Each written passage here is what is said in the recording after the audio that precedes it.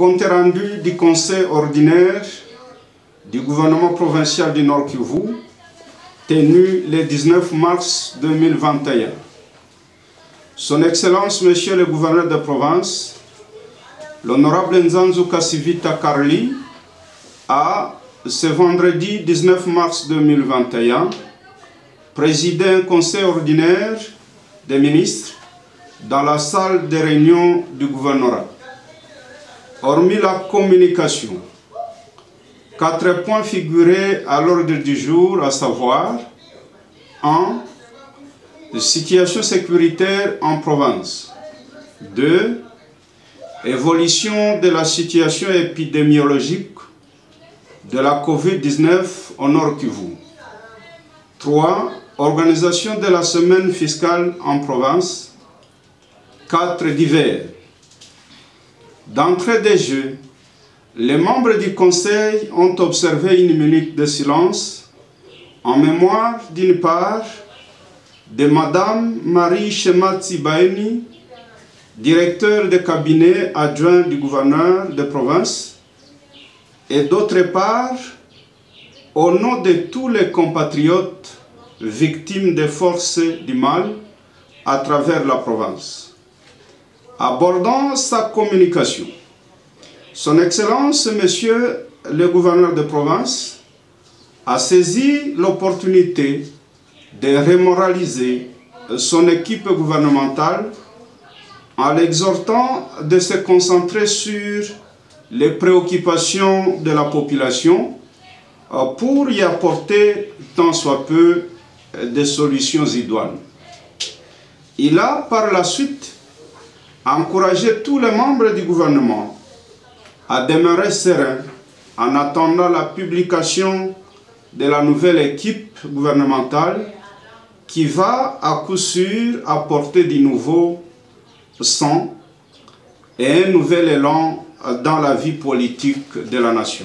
Pour terminer, le gouverneur de province s'est félicité des opérations d'enregistrement en cours des jeunes au concours plan d'affaires dans le cadre du projet PADMPME de la Banque mondiale. À cet effet, le Conseil encourage les jeunes entrepreneurs de la ville de Goma et ses environs à se mobiliser massivement pour soumissionner à cette opportunité et pouvoir se ranger en ordre utile à cette activité dont la clôture intervient le 31 mars courant.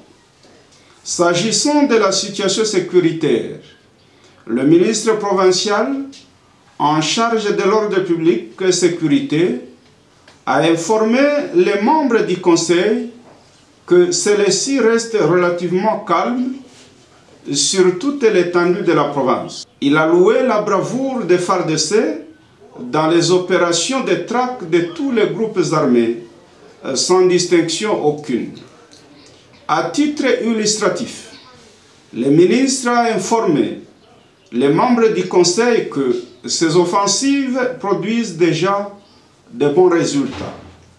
En effet, en territoire de Massissi, les Nyatura et les APCLS sont en débandade et plusieurs agglomérations, à savoir Busumba, Bweru, Kivuye, Mpati et environ, sont rentrées sous le contrôle des forces loyalistes. Cependant, quelques préoccupations sécuritaires demeurent. En territoire de Massissi, une incursion dehors la loi au chef-lieu du territoire a été heureusement repoussée par l'armée régulière. En territoire de Beni, les terroristes ADF continuent à perpétrer des massacres sur la population civile. En effet, en commune Boulongo, 17 corps sans vie ont été retrouvés au courant de la semaine.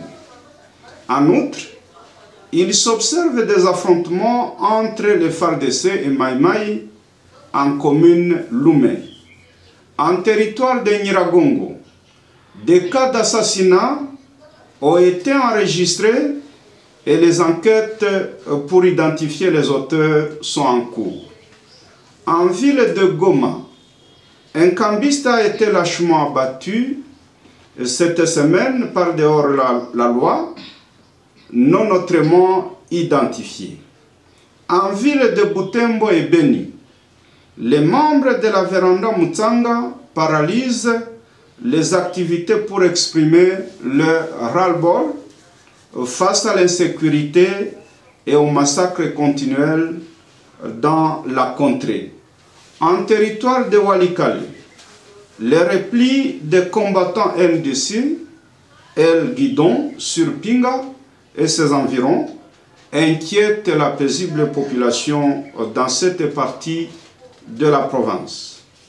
À l'audition de ce tableau sécuritaire sombre, les membres du Conseil ont jugé d'inacceptables ces actes ignobles qui ne font qu'alourdir la souffrance de nos compatriotes.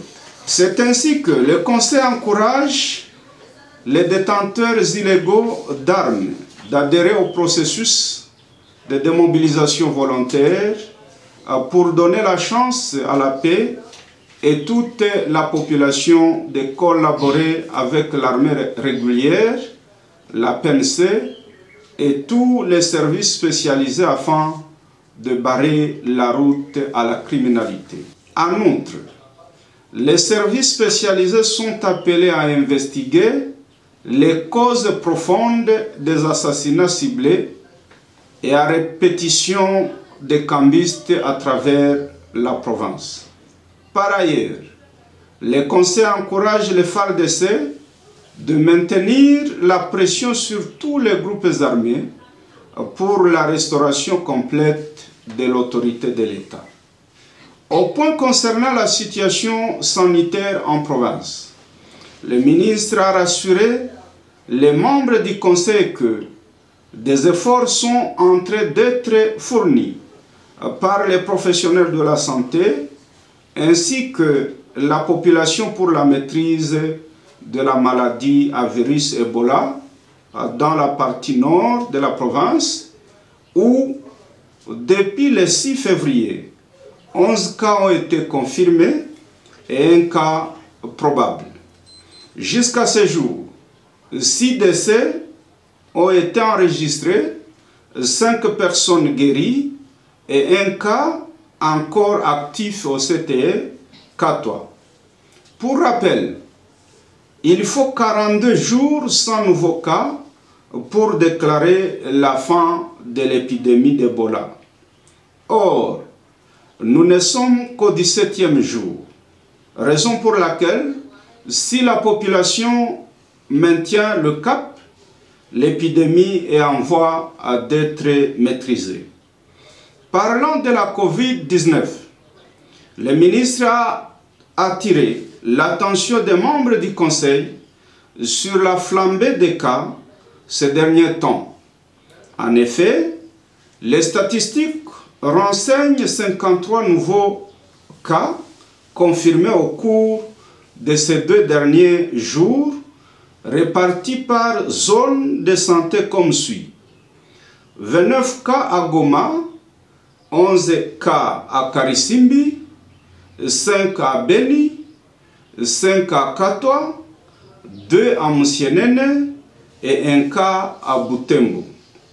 Sur ce, le Conseil alerte l'opinion sur l'importance de respecter strictement les mesures barrières édictées par les professionnels de la santé pour freiner la propagation de ces dangereuses maladies.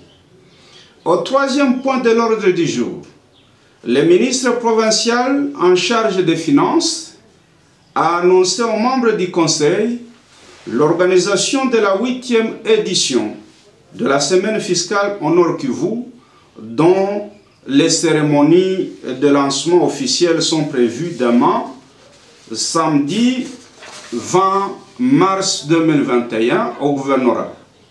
À cet effet, le Conseil invite les cadres et agents de l'administration publique, les opérateurs privés et toutes les couches de la population à s'approprier cette activité en déclarant et en payant leurs impôts et taxes pour donner à la province les moyens de sa politique. Il y tient de signaler qu'entre autres innovations, les agents de l'administration fiscale sont préparés pour, désormais, aller à la rencontre des assujettis, et ce, à partir de ce lundi 22 mars 2021. Le Conseil exhorte ainsi toute la population à les accueillir favorablement.